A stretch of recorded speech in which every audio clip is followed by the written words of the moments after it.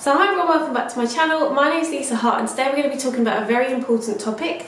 We're going to be looking at the exercises that you should avoid in the very early weeks of your postpartum journey. Now, when you first have a baby, the last thing on your mind is probably going to be, when can I start exercising, or what exercises will I be doing? Some people, like myself, you are chomping at the bit to get back into exercise. If you're active pre-pregnancy, you may want to get back into fitness. If you're going through your pregnancy and you actually found that you gained more weight than what you intended to, or when you are finally postpartum, you feel like a new you, and you may want to engage in exercise to mentally benefit yourself, but also physically benefit yourself. We all know that we gain a lot of weight during pregnancy, and that includes the weight of the baby, it will include the weight of the placenta, there will be excess fluid, and you will know during the last weeks of pregnancy about that idea of excess fluid, because you may find that shoes don't fit that used to fit. But the good thing is, just after you've had your baby, you will obviously lose whatever the weight of the baby was, so whether that ranges from 6 up to 12, 13 pounds. The normal range is about 6 to 8 pounds. Then you'll lose the weight of the placenta, which is an additional 2 pounds, and there will also be some blood that you will lose during your labour. So you'll lose about 10 to 12 pounds, hit or miss depending on the weight of the baby. The next thing you will lose is excess fluid that you may have had in your body, and that can be up to 4 to 6 pounds. You will also in the next 4 to 6 weeks lose about 2 to 5 pounds, and that's as the uterus shrinks back down to its normal size. So on average you will lose anywhere between 16 to 23 pounds within the first 6 weeks of being postnatal. So that sounds great, and when you go on the scales and you drop 12 pounds within one day, you think, okay, this isn't too bad. What will happen though is that you will stabilise after a certain amount of time, and you may have excess weight that you have gained naturally anyway, because we retain fat quite quickly during pregnancy. We're trying to store as much as we can to feed and supply our baby. So there will be some weight that you will retain after you lose the baby's weight, the placenta weight, the excess fluid weight. So what you will find is that that stubborn weight, as we like to call it, will hang around areas such as your stomach, it may be around your thighs, it may be around your arms. But this is stuff that you can work on, but postnatally you don't want to target everything really quickly. You want to take a nice easy journey. So you want to think about the exercises you're doing, and instead of going, okay, well I need to work on my stomach, there are other aspects to it that are really important, and we're going to go through those and make sure that you are engaging your body effectively and safely in your postnatal journey. So another couple of things that we need to make sure that we are paying attention to is skin will retract, but we don't want to put too much impact on it too quickly. Similar to the idea, if you lose weight quickly and you were obese before, you will get skin that may actually fail to retract and get to its former position. This doesn't matter in general, because every woman's going to have something that's different and something that's changed postnatally to when they were prenatal. So you may have stretch marks, you may have a belly that is less taut than what it was pre-pregnancy. This is all fine. We're not talking about the aesthetics of it. What we're trying to look at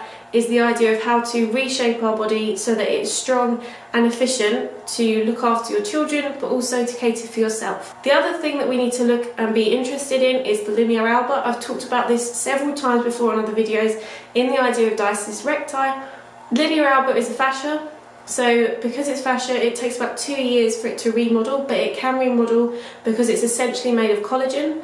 So you can work on this aspect of your body, so that midline of your abdominal section, and what you can do is actually remodel it and to carry out your daily activities. When you are in the early stages of postnatal, the best thing that you can do is to think of yourself as a beginner. Now this is really hard for some people and it can be really easy for others. So for example, if you're really active pre-pregnancy and you're still doing things like squats, lunges, using weights, you may find that being in the early stages of your postnatal journey, you will want to do the exercises that you were doing prenatally. And you may feel like you can do them from a mental perspective, and you may feel like you can do them because aesthetically you think, okay, when I've lost the weight from the baby, placenta, etc., I don't actually look too far from my starting weight, so I feel like I can do the exercises because I was doing them up until the day of labour, or a few days before labour, or a week before labour. On the flip side of things, if you weren't active pre-pregnancy, or if you've had certain types of factors which I'm going to talk about in just a second, you may find that getting back into fitness can be quite a daunting challenge. So the best thing to do is to avoid the things that we know to avoid and actually focus on the things that are safe but will help build you to the level that you need to get to. So when you think of yourself in the early postnatal stages, do think of yourself as a beginner. That's the best thing to do. You've gone through a traumatic experience, not in a horrible sense, but you have gone through a lot of trauma. Your body has gone through pain thresholds that probably have never been reached before. If you had a vaginal delivery or if you had a C-section, regardless of the type of birth, you have gone through trauma. So your body has gone through a lot, and that's why we normally say that you don't exercise until at least 4 weeks postpartum if you had a vaginal delivery and 8 weeks postpartum if you had a C-section, because your body needs time to recover. So in light of this, obviously the exercises that you can do postnatal will depend on your type of delivery.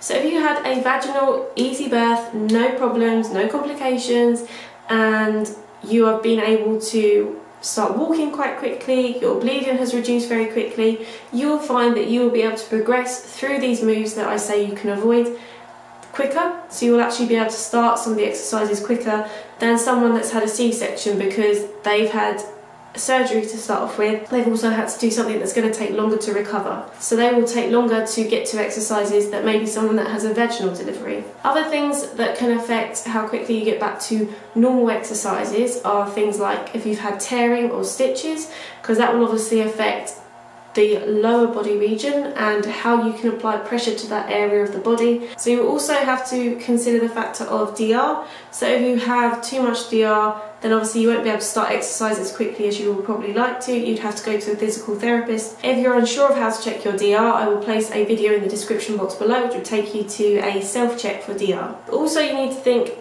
what was your activity level before your pregnancy? In the sense of this, it's more a mind-body connection. If you were keeping active throughout your pregnancy, you've got that mind-body connection, you've got motor programs that are already established, and you've got a level of confidence. And if you have a vaginal delivery, you'll be able to do these exercises quicker. But what we're going to talk about is essentially the moves that you want to avoid in the very early stages of your postpartum journey, and you want to work on them in a reverse order of probably what you were doing up to the 3rd trimester. So I'm now going to list the exercises that you want to avoid and give you some examples of those exercises and the reasons why that you want to avoid them. So the first thing we want to avoid is too much exertion in the supine position and being there too long. Remember, we're still recovering. We can be on our backs longer than what we were in pregnancy, but we still want to make sure that we are not overexerting ourselves. So like I said in the video on Wednesday about doing bridge movements, you want to do them in a nice controlled manner. We're not trying to do power bridges, we're not trying to lift one leg off the ground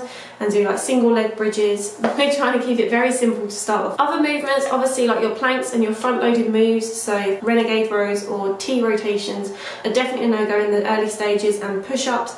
Anything where you are applying intra-abdominal pressure onto this region. The main reason for this is because this area is going to be weakened, and it's weakened for quite a few weeks postpartum. Even if you feel like everything is in place and together, it has still had trauma happen to it, so it takes time to recover. So what I would say is things like planks, I wouldn't even bother worrying about them, because there are other moves that you will need to focus on and things that can help you get to planks in the later weeks. But what you want to do right now is make sure that you're re-establishing through your core breathing and through your pelvic floor activations, and engaging that core effectively and strengthen it internally before we look at anything aesthetically on the external part. So we also want to avoid high impact exercises. The main reason for this is because you are probably exhausted from having a baby, your body is recovering, your body is re-engaging itself, so doing high impact moves isn't going to do yourself any benefit at the moment. So the next thing we want to avoid is ballistic moves, and particularly unilateral moves. So this might be something like a jump lunge, it might be a skater. One, because of your balance is still compromised postpartum. You want to avoid anything that could aggravate certain leakage if you have got a compromised pelvic floor. And also it's a high impact move for a lot of ballistic movements. They tend to be more of the advanced moves, so you want to try and reduce that until you've built it through the week. Other things we want to avoid is too much spinal flexion. Now we talk about this from the idea of carrying a baby. So when you're carrying a baby or picking your baby up out of your cot, you're trying not to fold over and completely like flatten your stomach towards your knees. Instead, what you want to do is hinge at the hips and you're going to come down in a nice safe manner. That's why we practice our hip hinges early on in our postnatal journey, and that's why I've included them in our Wednesday workout as well. So in line with spinal flexion, you also want to avoid spinal extension or anything really in the prone position in those early weeks. One, because if you've had a C-section, you don't really want to place too much pressure on the scar region, and it's going to feel funny to do so, and you probably won't feel like you want to place your belly flat on the floor after having a C-section. If you've had a vaginal birth, you'll still feel the same. After being told you can't be on your front for like 7 or 8 months, depending on when you found out that you were pregnant, you're probably not going to feel confident in doing that for the first few weeks anyway. So what I would say is just avoid it until you re-establish again that core strength and you feel more confident in the moves that you're doing. So moves such as the Superman or the 100 in yoga, so the pulse movement, you want to avoid anything like that just because it's placing a lot of strain on that trunk region. So in line with that, we're looking at core movements that we want to avoid, things like leg lifts, crunches, V-sits, anything you were told that you couldn't do during pregnancy. I would likely say that you probably couldn't do it in the early stages of postpartum.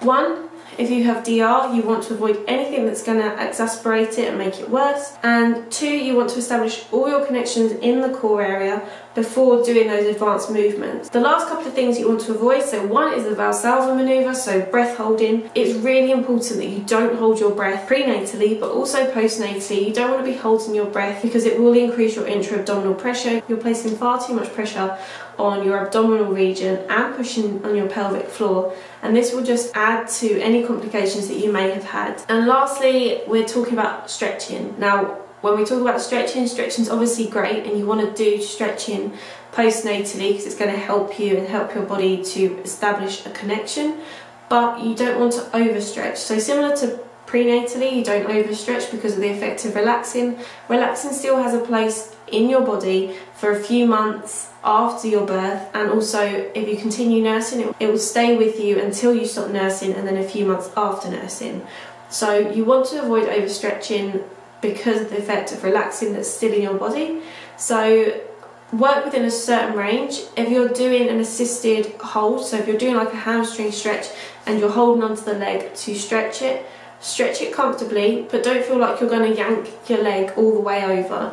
You don't need to stretch it too far to feel the benefit. You just want to be comfortable during it. We are providing week 3 of our postnatal content next week. We're still really early stages. I'm 10 weeks postpartum on Monday, so all these moves are in line with where I am currently during my weeks. In next week's workouts, we will be providing a little bit more lower body workout, tiny bit more cardio, and more additions to your upper body. Please make sure that every day you are trying to focus on your pelvic floor activations, you're focusing on your core breathing, you're trying to establish that core connection, because the quicker you can do that and the more effectively you can do that, the easier it is to transition through your postnatal journey. If this video was of help to you, and I hope it was, please make sure that you do give it a like. If you haven't already, do subscribe to this channel. I do roll out content every Monday, Wednesday and Friday to help those of you that are either prenatal, postnatal or anywhere along the line. We have loads of content prenatally. We also have workouts prior to my pregnancy, and I look forward to doing those workouts again in the future. But for now, we're carrying on with the postnatal stuff, and it's bye for now. Sleeping with your back facing me. I know this isn't us.